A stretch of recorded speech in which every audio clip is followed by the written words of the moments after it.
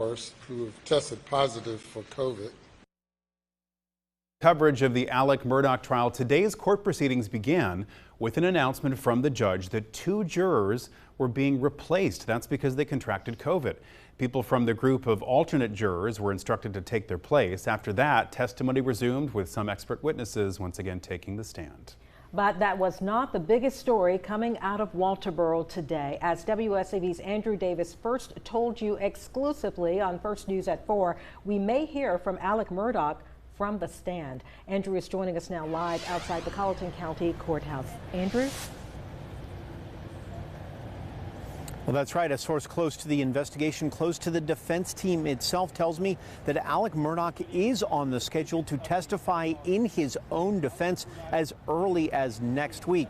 It would be the first time we've heard from him in person since the murders of his wife and son back on June 7th, 2021.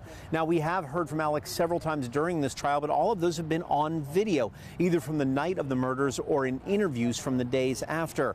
While they could change their minds, I'm hearing that he is in line to take the stand, possibly as the last witness for the defense.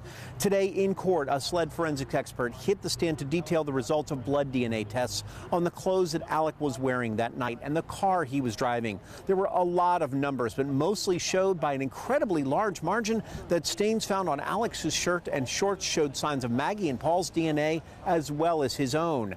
Then the pathologist who performed the autopsies on both victims told the jury about the brutality of these killings, going into details so graphic we can't even play you most of the clips here. But she did offer some details into Maggie's fatal shot. That would have been immediately fatal, and he would not have been standing. He would have just fallen to the ground. Would he have been capable at all of bracing his fall or anything like that with a catastrophic injury like that? No, that's instantaneous death.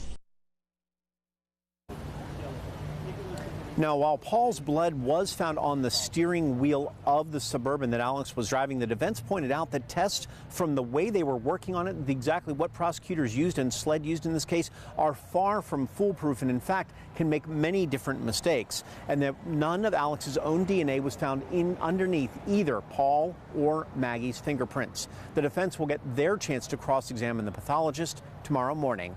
In Walterboro, Andrew Davis, WSAV News 3, on your side. Andrew, thank you. WSAV has been following this case since it broke. You can find what you missed in court today, as well as follow a live blog at wsav.com/Murdaugh.